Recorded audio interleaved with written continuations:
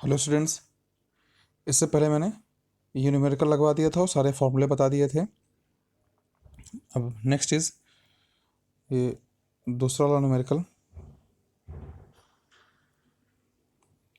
A prestressed concrete pile is 300 into 300 यानी कि area in section and provide 40 wire of 3 mm यानी कि pi by 4 D square करके 40 से मल्टीप्लाई कर देंगे तो एरिया ऑफ स्टील निकल आएगा। एरिया ऑफ स्टील निकल आएगा। वायर डिस्ट्रीब्यूटेड यूनिफॉर्मली डिस्ट्रीब्यूटेड यानी जो पाइल का क्रॉस सेक्शन है इसमें जो वायर्स लगे हुए हैं ये यूनिफॉर्मली डिस्ट्रीब्यूटेड हैं। यूनिफॉर्म सेक्शन के यूनिफॉर्मली डिस्ट्रीब्यूशन है इनका। तो इसके हिसाब से अब क्या होगा, इसमें बेंडिंग या पैराबोलिक प्रोफाइल या एसेंट्रिक लोडिंग का कोई केस नहीं आएगा। बेंडिंग, पैराबोलिक प्रोफाइल या एसेंट्रिक लोडिंग का कोई केस नहीं आएगा। तो इस तरह से इसमें सिर्फ लगेगा जो वो लगेगा P अपॉन ए का केस लगेगा। इसके हिसाब से सोल्यूशन आगे किया जाएगा। Tendon is prestressed bed with a total pull of 450 यानी कि ये P0 की वैल्यू है, स्टील पे लग रही है। जो determine the final stress in steel and percentage loss of stress in wire. ठीक है, फाइनल स्ट्रेस इन कंक्रीट में फाइनल स्ट्रेस निकालनी है, परसेंटेज लॉस निकालनी है। बाकी डेटा गिवन है इसमें, modulus of elasticity of steel, modulus of elasticity of concrete, creep shrinkage ध्यान देना, क्रीप कोफिशिएंट नहीं है, ये क्रीप शॉर्टनिंग है। क्रीप शॉर्टनिंग की वैल्यू जो गिवन है वो mm पर न्यूटन पर mm स्क्वायर। इसको मैं अभी आगे समझाऊंगा एक्चुअल में क्या गिवन है। वैसे तो क्रीप कोफिशिएंट की कोई जो है यूनिट नहीं होती है, क्योंकि स्ट्रेन ड्यू टू क्रीप और इलास्टिक स्ट्रेन का रेशियो होता है क्रीप कोफिशिएंट 5। ठीक है, इसलिए कोई इसकी यूनिट नहीं होती है। टेक श्रिंकेज की वैल्यू कितना लेनी है, 200 × 10⁻⁶ और रिलैक्सेशन लॉस 4.5%। अब इसमें एरिया गिवन है 300 × 300। ठीक है, 300 × 300 गिवन है, तो यहाँ से ये वैल्यू निकाल लिए। ठीक है, पाई बाई 4 डी स्क्वायर 40 से मल्टीप्लाई कर दिया, pi by 4 D square into 40, यहाँ से वैल्यू आ गई 282। ये एरिया ऑफ स्टील आ गया और ये एरिया ऑफ कंक्रीट आ गया है। ठीक है, अब क्या होगा, इनिशियल प्रेस्टिंग फोर्स ये है 450। अब क्या करेंगे, P0 या P upon area of concrete करेंगे तो सिग्मा C निकलेगा, यानी स्ट्रेस इन कंक्रीट या FC निकलेगा। क्यों? क्योंकि अप्लाइड फोर्स कंक्रीट और स्टील पे, मान लो बीम है या पाइल है, इस पे जो अप्लाइड फोर्स है वो P है, वो सिर्फ P है। ठीक है, इस पर कोई और लोड नहीं लग रहा है, किसी चीज़ को हम ये अज्यूम कर रहे हैं कि भाई ये इसी कंडीशन में है। तो कंक्रीट हो चाहे स्टील हो, दोनों ही केसेस में कंक्रीट या स्टील यहाँ पे जो लगा होगा, दोनों में ही एक ही फोर्स लग रहा है, वो है P। तो क्या करेंगे, जब इनिशियल स्ट्रेस निकालेंगे, इनिशियल स्ट्रेस में जब P upon area of concrete करेंगे तो स्ट्रेस इन कंक्रीट निकलेगी। ठीक है, इनिशियल स्ट्रेस इन कंक्रीट। ठीक है, उसी P upon area of steel कर देंगे, तो स्ट्रेस इन स्टील निकल आएगी। ठीक, ये चीज़ आपको समझ में आ गया। इसको मान सकते हैं ये दिस इज FC और दिस इज सिग्मा नॉट या सिग्मा S, जो भी कह लो इसको। सिग्मा नॉट यानी स्ट्रेस इन स्टील या इनिशियल स्ट्रेस, या स्ट्रेस इन जो है स्टील।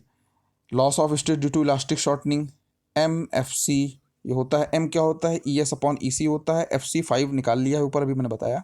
ये FC आया था, वैल्यू रखा, सॉल्व किया, सीधा आ गया वैल्यू, कुछ ज़्यादा कुछ सोचना नहीं है। ES क्या था, M क्या होगा, ES अपॉन EC 2.0 × 10⁵, 3.2 × 10⁴ इंटू ये हो गया क्या M, इतनी वैल्यू हो गई M की, और FC आ गया, मल्टीप्लाई हो गया। FC हमने कैलकुलेट कर लिया था P अपॉन A करके हमने FC कैलकुलेट कर लिया था। इसमें PE वगैरह कुछ नहीं लगेगा, क्योंकि इसमें इलास्टिसिटी वगैरह कुछ दी नहीं है, तो ये सब चीज़ नहीं लगेगी। अब क्या हो गया, क्रीप इन कंक्रीट क्या आएगा, वो आएगा 5 MFC।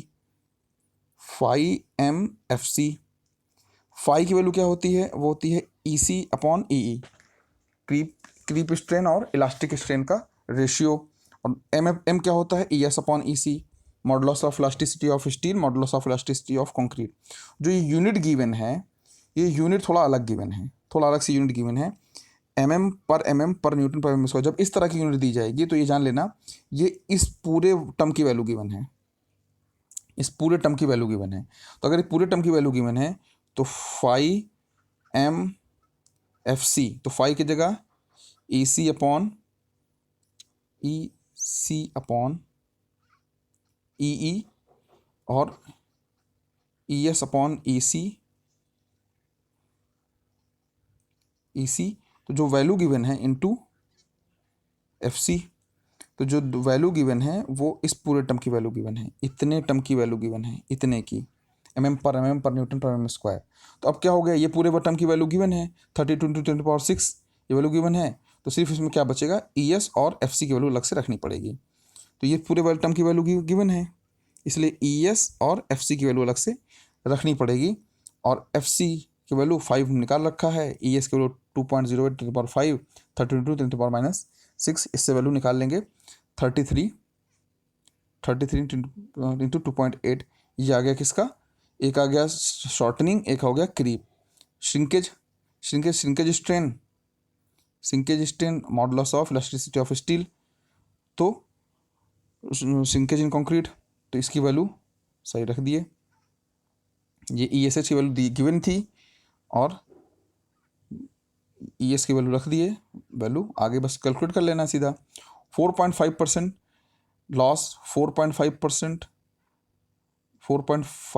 लॉस का था। इनिशियल स्ट्रेस का, इनिशियल स्ट्रेस निकाले कहाँ थे, देख लेंगे, यहाँ इनिशियल स्ट्रेस निकाल रखा है हमने, इनिशियल स्ट्रेस निकाल रखा है, ठीक है, इनिशियल स्ट्रेस निकाल रखा है। तो इसमें ये वैल्यू 4.5% इसका निकाल लिया, 4.5% का 71.6, टोटल जोड़ लेंगे आ जाएगा 179। 179 को अब माइनस करेंगे इनिशियल स्ट्रेस से, तो आएगा 1412।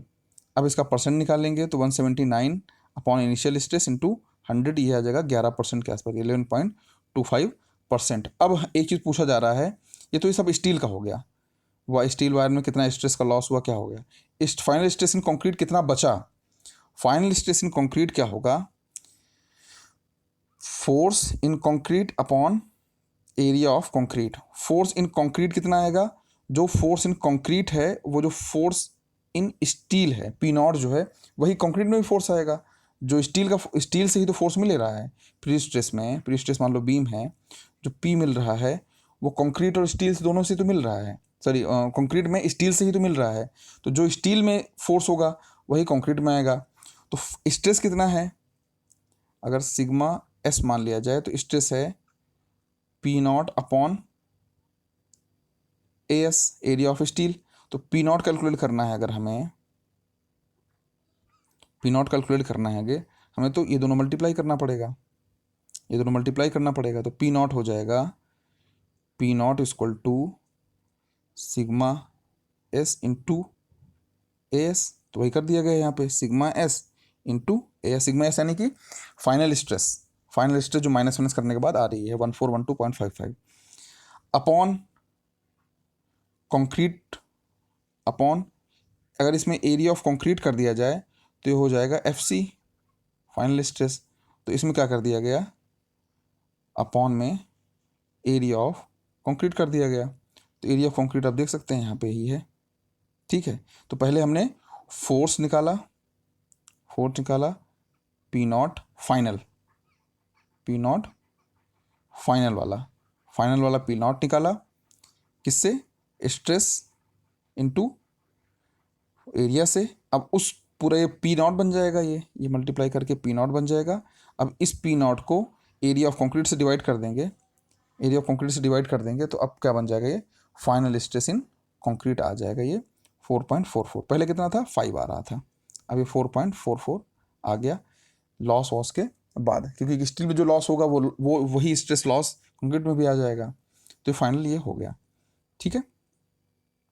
तो अगला, ये तो सिंपल क्वेश्चन था, इसमें बस एक जो पॉइंट ट्रिकी था वो ये था, क्योंकि नॉर्मली आप ये चीज़ देखोगे नहीं, ये एक एक्सेप्शनल केस ही है, ये आप देखेंगे नहीं, इसी के लिए था। नॉर्मली कहीं अगर इस तरह का दिखता है mm पर न्यूटन पर mm², तो आप उसको इसके हिसाब से ही सॉल्व कर लेंगे। अब अगला न्यूमेरिकल जो है वो वीडियो ब्रेक करके फिर मैं आगे भेजता हूँ।